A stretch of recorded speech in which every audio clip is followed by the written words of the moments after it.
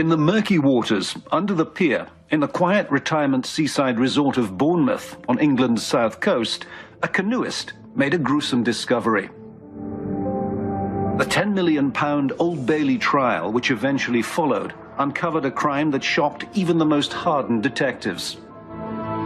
Police travelled to India, France, Belgium and the United States and collected 4,000 documents in efforts to crack the case.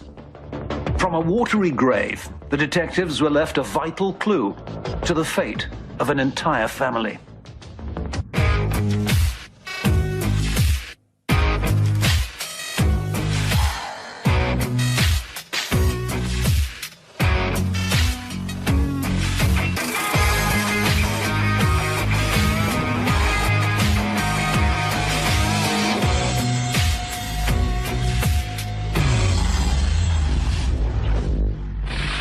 Former Metropolitan Police Detective Brian Hook has handled some of the most terrible crimes in the UK's capital city over the last 30 years.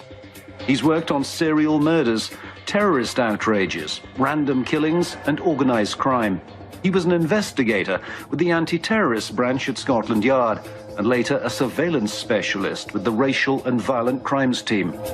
I knew the detectives that worked on this case. It tested their abilities to the utmost. Worldwide inquiries. This was a massive, massive case. Brian Hook has particular knowledge and expertise in relation to crime scenes.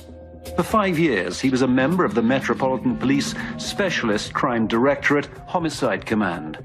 Now he brings this huge wealth of first-hand insight to the story of how his friends and fellow officers investigated the shocking deaths of 5 members of the same family, including an 8-week-old baby boy. The story begins with the business career of Amarjit Chohan. 46-year-old Amarjit, who was also known as Anil, was born in India and came to England in his early 20s to make his fortune. And it worked. By 2003, he was the owner of a successful haulage company, Ciba Freight, based close to the international airport at Heathrow. Dave Little, who was a senior detective on the case, came to know Anil Chohan's story very well. And he understood the community Chohan lived in. West London is a very, very big Asian community, Southall especially, where I had worked previously. So Anil was very much part of that community, and my understanding is very, very well respected. He had done very well for himself. He was very popular with people who he worked with and worked for him.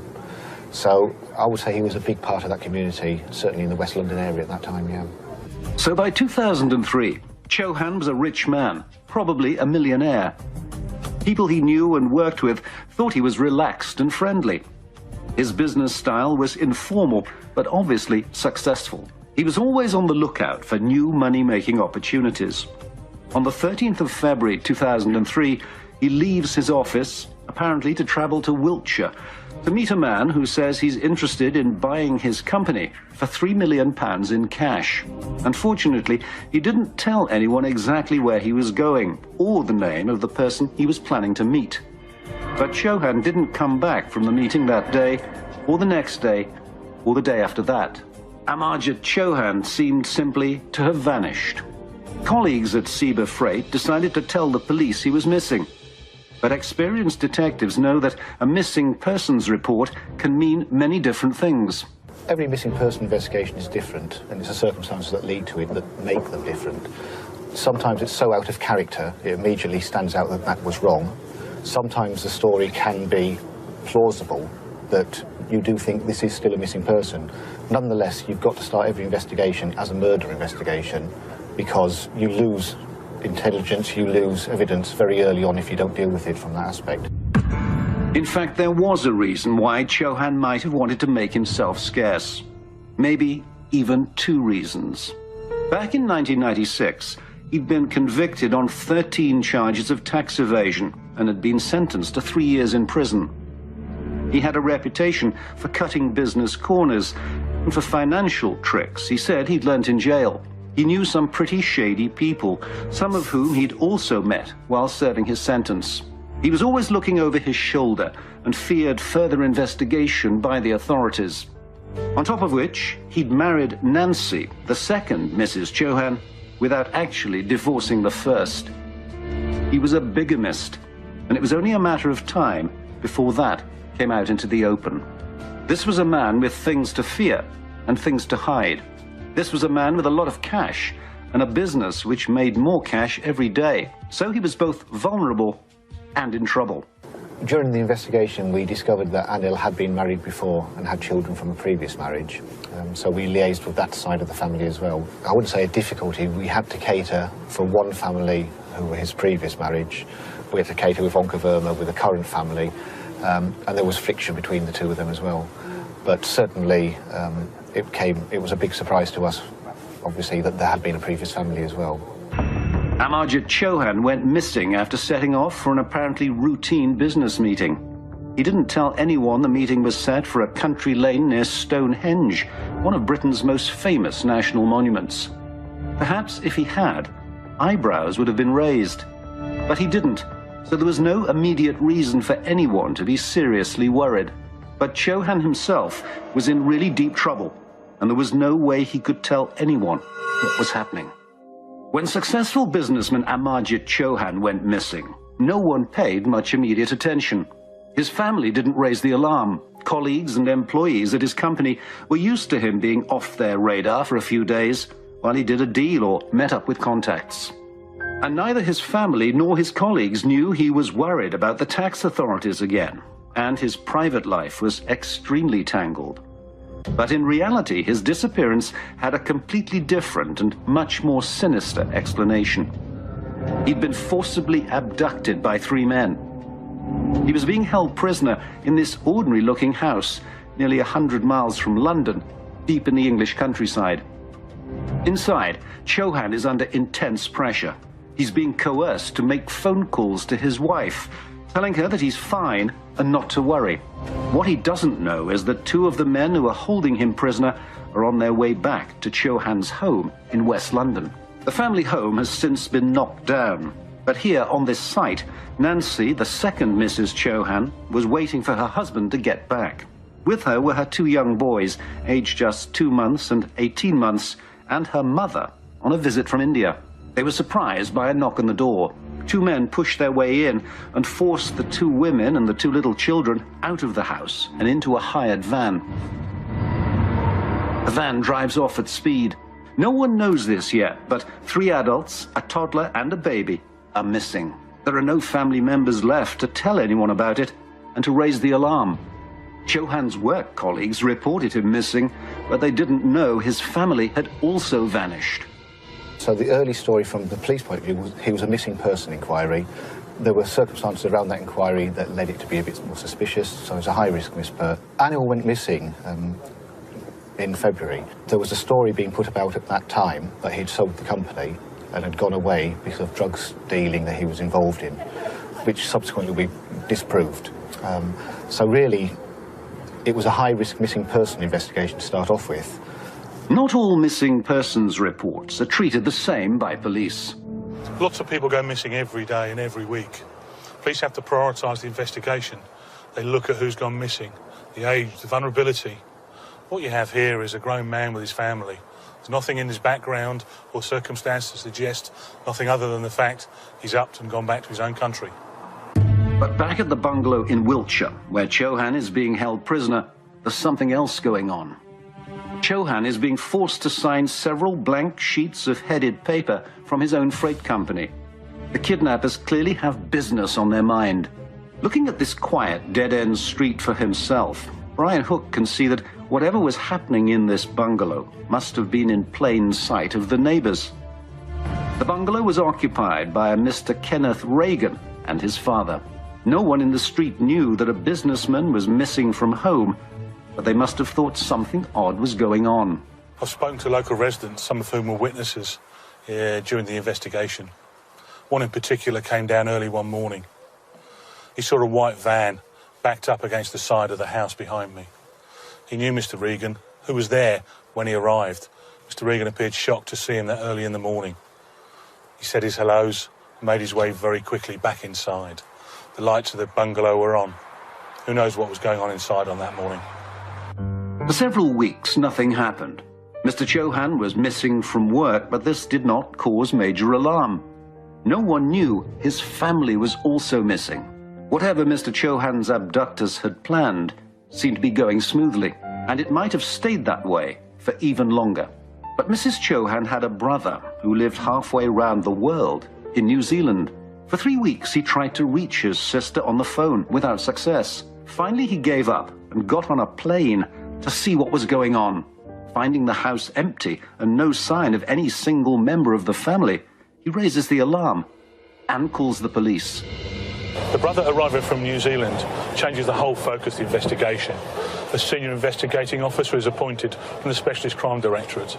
They're going to look at all the facts that are known up to this point. They have the resources, they have the detective ability to look into every nook and cranny of what's happened so far, dissect it and take that investigation forward to find out exactly what's happened to the family. This all takes time. It seems incredible, but Chohan and his whole family have now been missing for nearly 2 months. I've seen the case files of this investigation, and having looked at them in some detail, it does appear on the face of it that what the family have done have just uplifted from England and just gone back to India. In fact, that's exactly what the staff at his company were thinking. 4 days after Mr. Chohan first disappeared, the company was bought by someone called Kenneth Reagan. He installed a woman called Belinda Bruin as the accounts manager, and SEBA was being run as normal under new ownership. People who worked there weren't all that surprised or suspicious. They just thought it was another example of Chohan's not very orthodox business methods. At this stage of the investigation, people weren't really particularly worried. Mr. Chohan had had a bit of a shady past, and I think most people just thought that he'd upped and decided things were a little bit too hot and left. But the missing Mrs. Chohan's brother doesn't give up. Pressed by him, the Metropolitan Police passed the case to the Serious Crime Directorate in Scotland Yard. They decide to go back to SEBA Freight, and on the 21st of March 2003, for the first time, they take a statement from the new owner, Kenneth Reagan. Reagan shows all his ownership documents to Scotland Yard's detectives. It all looks above board. Former Detective Chief Inspector Dave Little was later passed the case. When he reviewed the available information, alarm bells started to ring. I think any investigation, you get a feeling for the investigation very early on.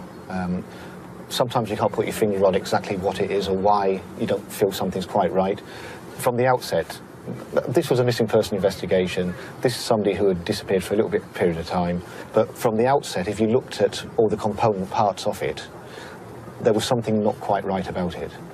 For the next month, Scotland Yard quietly reviews the case. They track down Chohan's family home in India. Dave Little sends a team to the Punjab. The investigation did become a global investigation, from New Zealand through to Canada, via Spain, Belgium, France, obviously the UK. It was very global, and India was a very important part of the investigation as well. It was it was a massive investigation in the first instance, and I think to this day it's still the longest murder trial at the Old Bailey. So it was a very, very intensive, long investigation, yeah. Hindsight's a wonderful thing, but all the evidence points to Chohan selling up and just moving. SEBA Freight's new owner really should have been looked at a little bit more carefully. The alarm bell should have been ringing. He was already known to the police under the name of Ken Avery. Ken Avery was a known career criminal with a lengthy record for drug smuggling and other serious offences. He had a taste for the high life, funded with stolen money. After giving evidence against fellow criminals, he was released early from jail under a new name, Kenneth Reagan. A new name, but with the old passion for cash and power. Maybe the new owner of Chohan's company was involved in his disappearance. Kenneth Reagan is now very much on the police radar, and worse is to come. The missing persons case is about to become a multiple murder inquiry. In the early months of 2003, a mystery is unfolding that turns into the longest murder trial in the history of the Metropolitan Police. The police investigation took detectives to India, the United States, and 3 European countries. At first, it was a case of missing persons. In April 2003, it became something altogether different. All investigations are about hard work and endeavour, but also you need a little bit of luck. And 2 months into this investigation, that little bit of luck came their way.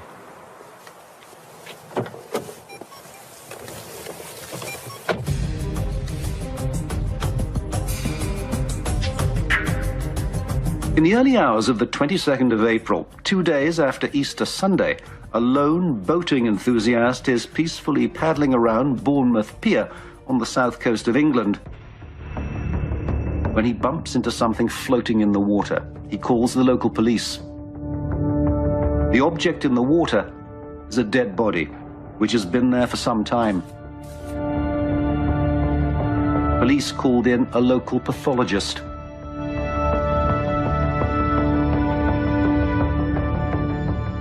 Well, in this case, I was phoned by the police, informed that a body had been found floating off the Bournemouth Pier. The diagnosis of drowning in a decomposed body is very difficult and may be impossible. But obviously, drowning is a possibility. What you're trying to determine is whether the person has entered the water alive. They may have entered it dead for reasons of natural disease or intoxication or injury. There's all sorts of possibilities. So all of those things remain to be investigated. When the body is taken to the mortuary, the hunt for his identity starts. Although the body is severely decomposed, the police manage to take its fingerprints. Anil Chohan's past is catching up with him. Having had a criminal record for fraud, his fingerprints are on file. The body floating in the water was that of the missing businessman. At this point, the Chohan case lands on Detective Chief Inspector Dave Little's desk. So it started off as high-risk missing person, escalated to a murder investigation, and then obviously subsequently his body was found when it was confirmed as a murder. And there were clear signs that Chohan had been murdered. He had a very severe head wound, and there were the remains of a gag on his face. But put it this way, we've got someone with what looks like a gag and possibly a blindfold, who has a very severe head injury. This was no accidental drowning. It was a series of turns of brown adhesive parcel tape mingled with a red and white scarf. It went round and round the head, below the nose, right across the mouth. And attached at the back of it was the rest of the roll of tape. So that was sort of hanging on at the back. And the little bridge of tape between the turns round the face and the roll itself had gone into a thin, strong string of that brown parcel tape. A gag may kill you. Mr. Chohan may actually have been killed by the gag. Any circumstances like that, my first thought is forensic evidence. For somebody to be gagged with tape, as that was, I would always hope that there's going to be some forensic evidence, either fingerprints or DNA on that tape. So for me, it's actually a very important part of the investigation. The only lead that Chief Inspector Little has is Seba Freight, Chohan's old company, and its new owner, Kenneth Reagan.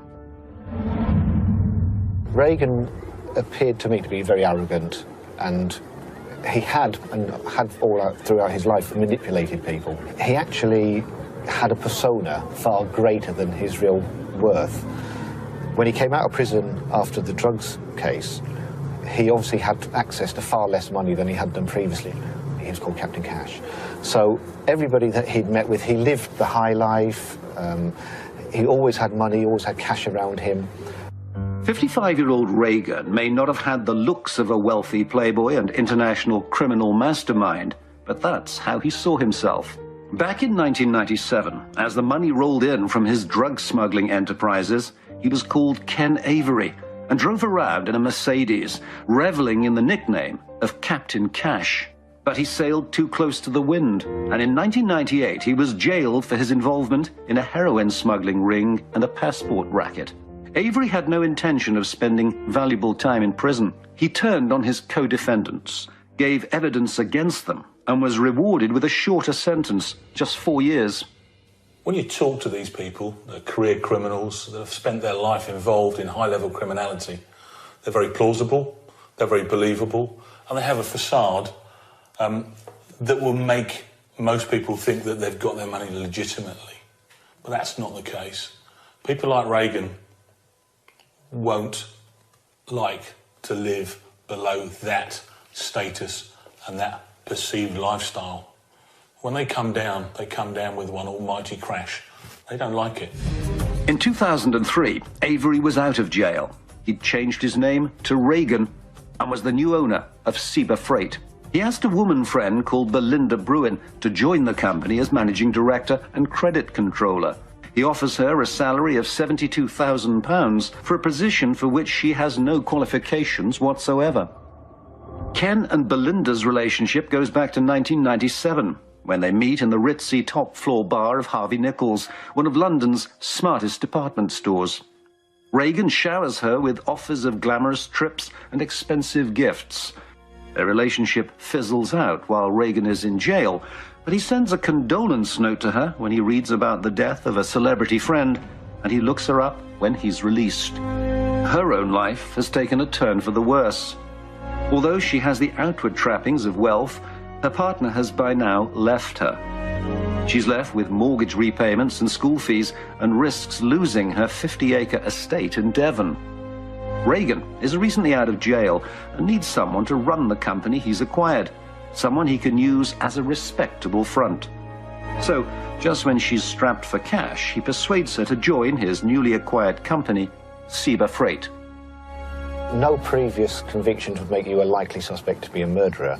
However, all of the facts put together and the circumstances leading to Kenneth Reagan taking over part of the company, being there at the time, having the opportunity, having the motive, then he certainly comes into the scheme of somebody who could be involved in it. I think when you've got as much experience as me and you've met so many people, lots of investigations, you kind of get a feeling about people. Something's not quite right. And that's a feeling you just can't ignore at your peril. If you ignore that, things can go wrong. At this stage, Chief Inspector Little had no way of connecting Kenneth Reagan to the killing. But it was Reagan himself who handed the police the clues they needed because he panicked. On the day Mr. Chohan left his office for the last time, he was actually going to meet Reagan on the pretext of a business proposition. When he got to the meeting point near Stonehenge, Reagan, with two accomplices, William Hornsey and Peter Rees, forced Chohan into their van and drove him to Reagan's father's house, where they held him captive.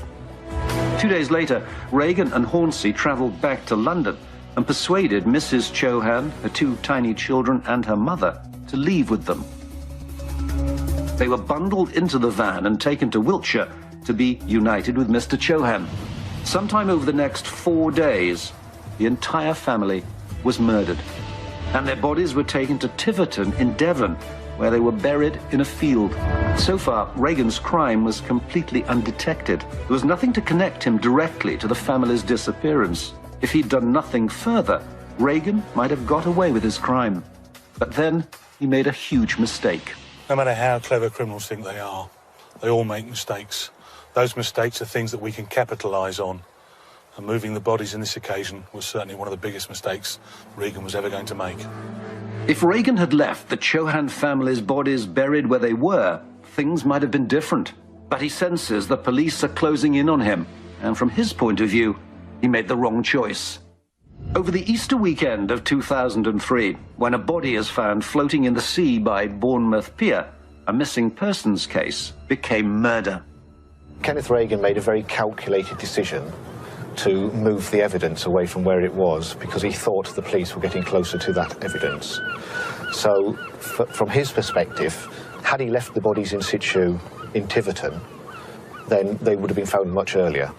So it was a calculated decision. There was a risk involved, obviously, because having interned them once, he then dug them up again. But to actually move them and take them somewhere else was his only option at that time. And Reagan came up with an elaborate plan to try to make the police believe he knew Chohan was alive and well. He told police he had a meeting arranged with the missing man near a bronze statue of a pig in South Wales, and all they had to do was come along and watch. So his ploy was to say Anil Chohan was going to meet up in Wales at the pig, and he would take the police to him. And then he went through a very intricate and bizarre form of actions, pretending to get text messages, saying that he got text messages from Anil. So he carried on the story, even whilst he was there with police officers watching, purely to carry on the pretence. Undercover detectives monitor the rendezvous point in the centre of Newport, South Wales. But of course, Chohan fails to turn up. Reagan thought he'd laid a false trail to throw the police off him. I think Ken Reagan thought he's a match for anybody. I've already said, his persona was somebody who was very controlling, very, very confident. He portrayed himself to be far bigger than he was. And yeah, I certainly think that he thought he could beat the police at this one, yes. On Easter Saturday, Reagan and his accomplices go back to Devon and dig up the 5 bodies, 2 months after they were murdered. Reagan buys a boat, and the next day the 3 of them sail out to sea. The whole Chohan family is brutally disposed of, tipped into the cold waters of the English Channel. Reagan thought this would put him in the clear. The bodies would never be found, the police would have no leads. He thought from his previous encounters with police that he had special insight into their way of thinking. Before he gave evidence against his co-conspirators, he spent a lot of time with the police because he turned Queen's evidence and gave evidence against his drug smuggling gang. He thinks he knows the way that the police mind works. But don't forget, that's a two-way street. That also means they know the way his mind works as well. Meanwhile, Dave Little decided to meet Belinda Bruin. He needed to understand her role in this story. But she can tell him nothing at all. Belinda Bruin was not charged with any offence in connection with the case. As soon as Reagan had dumped the Chohan family bodies in the sea, he decides to flee. He catches a ferry to France with Hornsey. Rees goes on the run and hides out with a friend in Gloucestershire. Then, Mr. Chohan's body is found in the sea, clearly a murder victim. Reagan had taken part of the company ostensibly. He had given the story for Anil Chohan being alive and disappearing for various reasons. Chohan's body turned up, obviously, so now we know that he's dead. But once Reagan had moved the body from Tiverton to the Solent, then obviously for him to leave the country, you've got to start wondering why is Kenneth Reagan, the person who's been assisting the police right up until this time, the person who ostensibly owns part of the company, why has he left the country? Now the police have suspects on the run and a mystery to unearth. Where is the rest of Mr. Chohan's family? And as yet, not a shred of evidence with which to build a case. Very shortly after Anil's body was found in Bournemouth, we realised that Kenneth Reagan had left the country via Dover. Once again, that in itself doesn't prove that somebody committed a murder. But when you've got all the circumstances that I've already mentioned leading up to Kenneth Reagan, you can focus your investigation a lot better. The first thing the police did was to search Chohan's home in London for evidence. The most important thing when the police arrived there is there's no sign of any disturbance. There's no sign of any fight. So when they go into the house, they're looking for things that are out of the normal, that are unusual. And really, it's a reverse unusual. They're looking at normality. The people that left there have left expecting to come back. They've left behind suitcases. They've left behind tickets that are a return journey to India. The family holy book is still there, nappies for the children. The people that left there that day, I think, fully expected to come back later on. And then Dave Little gets some very interesting news from the pathologist who'd been examining the body of Mr. Chohan. And perhaps the most distinctive items of all the things we left deliberately till last were a series of bindings around the lower head and face. I described them as a gag. I put gag in quotes because it's not necessarily fair to describe something as a gag after a body's been in water for a considerable length of time. Things slip and move about, but it looked very much like it. And there was one more surprise to come. The condition of Chohan's body suggested to the pathologist that he might have been buried on land before being dumped in the sea. Somehow, his body had been protected from infestation by flies. When it comes to the progress of the case as it goes along, I'm guided by the police. So if the police come back to me and say, listen, doctor, could the body have been buried on land for a while before it went in the sea? That's the sort of question I'm asked, and I will then comment. In the case of Mr. Chohan, I would say yes. That would account for flies not getting at his body, and that could well have happened. This completely alters the police investigation, and there was a further sign that Chohan's body might have been dug up from a grave. When I was asked if the body had been removed by a mechanical digger, that would have any impact on my opinion as to what had happened to him, I'd say, well, I don't know exactly what a digger bucket looks like, but it's the sort of thing that might account in a single blow for the very bad damage to his head and neck. Experienced detectives know where to start looking when they're searching for the grave of a victim of crime. Brian Hook knows from many years of policing that there are patterns to criminal behaviour. Now that Mr. Chohan's body's been found, this investigation goes to a whole new level. But there's a discrepancy. Mr. Chohan has been missing for longer than he's been in the water. The police are now going to look at their main suspect, Mr. Regan. If Mr. Chohan's body's been held somewhere, it'll be somewhere that Regan is comfortable with people that he trusts. Belinda Bruin is interviewed again, and she lets slip that she knows about the hoax meeting at the Bronze Pig in South Wales. And that's the piece of the jigsaw puzzle Dave Little needs. Have been talking about Chohan. And Dave Little suspects that Regan would have thought that Belinda Bruin's spacious grounds in Devon were a safe place to bury a body. Little sends a team down to her country estate. He had good reason to think Regan might have been there. Mobile phone records were very important in this investigation. A, because it showed us who was contacting who, and in the evidence we actually brought that out at trial, that Regan and Hornsey and Rees were certainly in contact with each other, but also where they were when they were doing that. And then we can trace where, when Nancy and the rest of the family went missing from Hounslow, we could say that Regan was in Hounslow at that time, and we could say they went down to the West Country. So the mobile phone evidence did help an awful lot with that, and the evidence that came out of court helped prove their involvement. The police dig a trench in the grounds of Belinda Bruin's estate and find what they're looking for, the burial site. Far too big for one body. This could have been the burial site for an entire family. It was more and more clear that police were dealing with a multiple killing. Belinda Bruin said she had no idea that the bodies were buried on her land. It's the whole family that's been murdered, yeah. That is the global thing of it, yeah.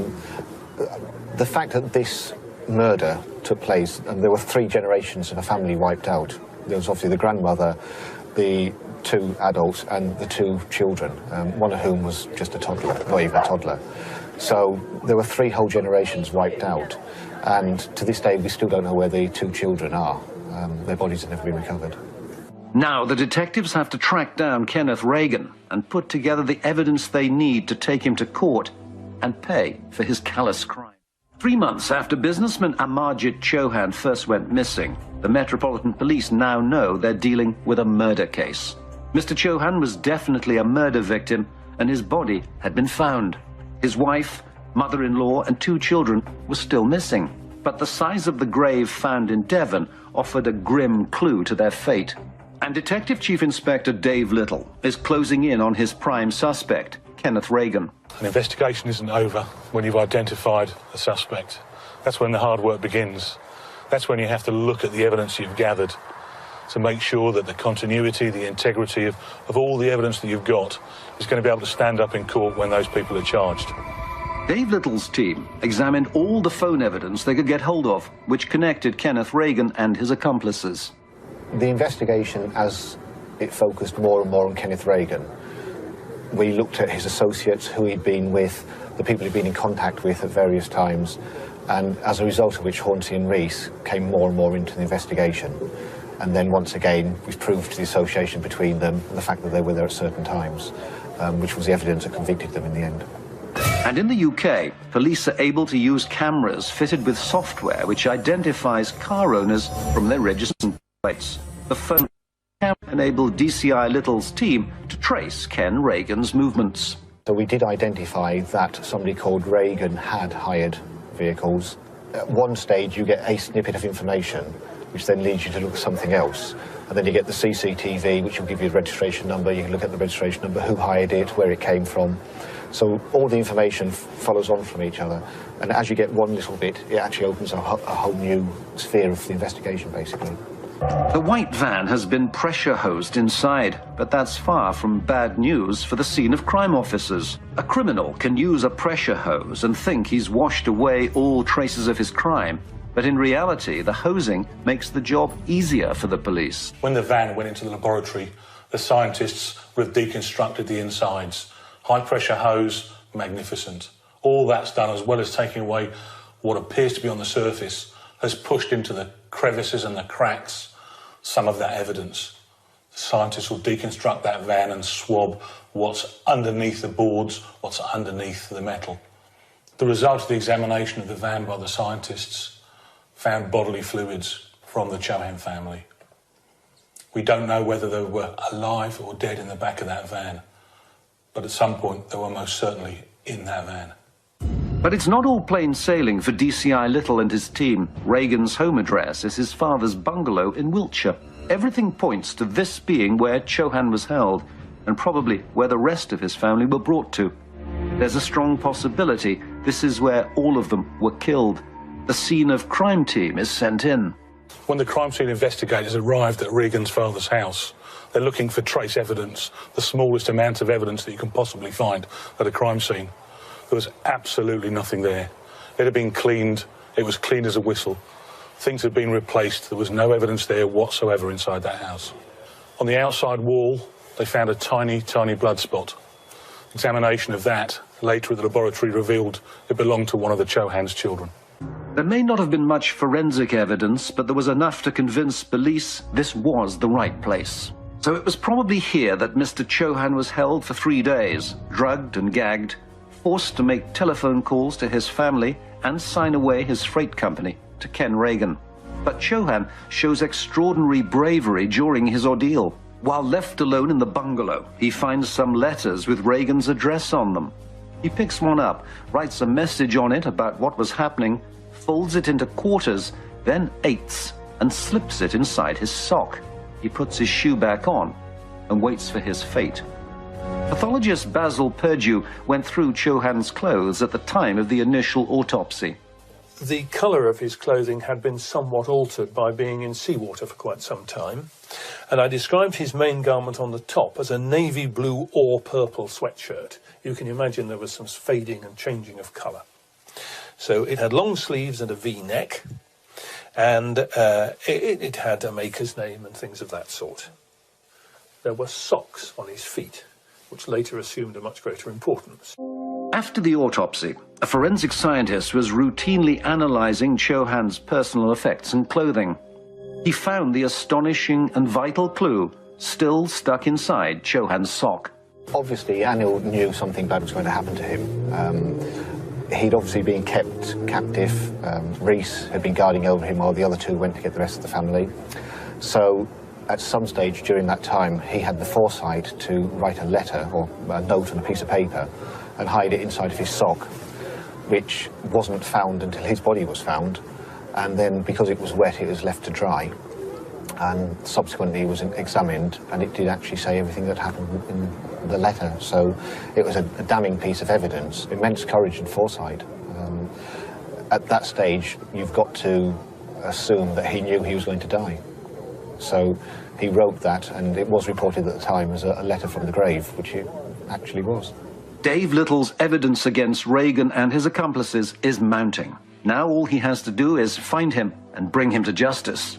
On the day that Reagan and his accomplices dump the Chohan family in the sea, they go on the run. Reagan just gets in his car and keeps driving, takes the cross-channel ferry to Calais and heads for Spain. Once Reagan had been declared as the main suspect in the investigation, and he crossed the channel into Europe, but it didn't matter where he went. We have ways of finding people and tracing them, which I won't go into here. There was no way he was not ever going to get caught. It's just a matter of time. Reagan was arrested in Belgium, and We started extradition proceedings in Belgium. He fought them originally, so there was a bit of a time delay to get him back into the country. But eventually the Belgian authorities upheld the extradition and he was brought back to this country, and that's when he was charged with the murders in this country. Yes, it's always a good day when you finally charge somebody for new investigations, yes. On the 8th of November 2004, Kenneth Reagan and his two accomplices, William Hornsey and Dave Rees, are brought to the Old Bailey. After an 8-month murder trial, Reagan and Hornsey are convicted of Mr. Chohan and his family's murder and receive whole life sentences. Rees got 15 years, convicted of just Chohan's murder. The actual cause of death has never been fully established, but police believe all the family members were probably strangled. The fact that the bodies of the children were never found did not alter the court's view that they were murder victims.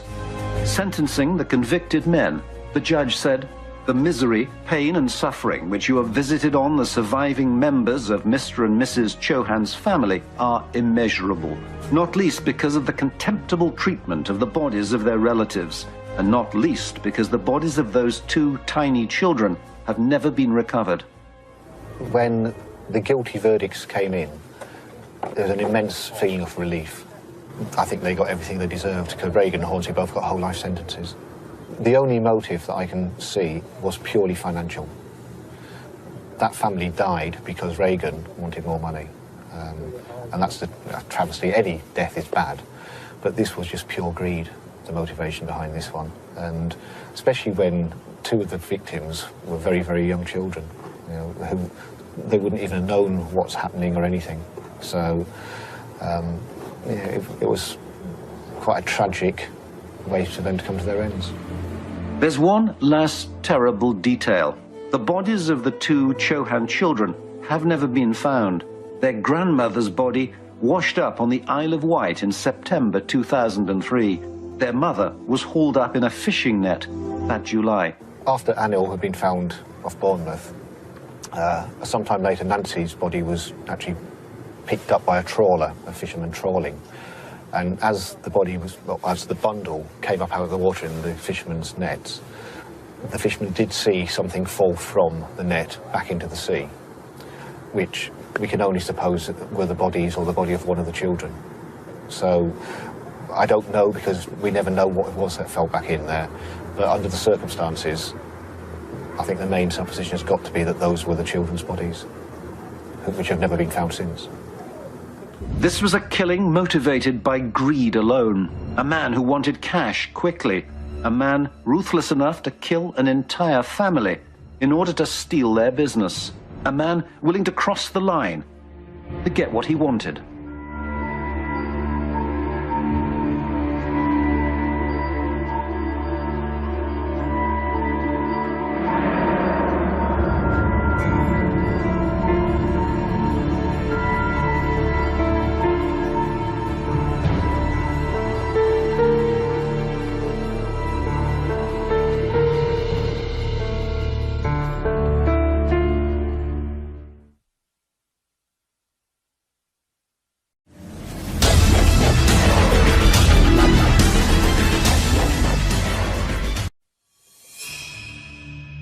In the murky waters under the pier in the quiet retirement seaside resort of Bournemouth on England's south coast, a canoeist made a gruesome discovery.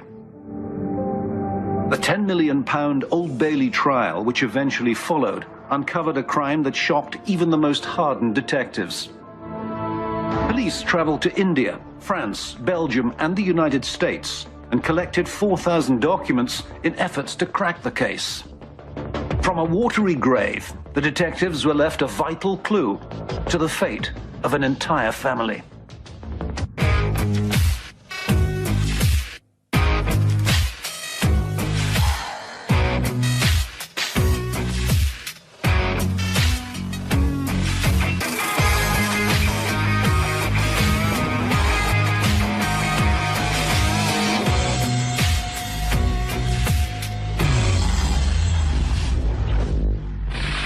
Former Metropolitan Police Detective Brian Hook has handled some of the most terrible crimes in the UK's capital city over the last 30 years.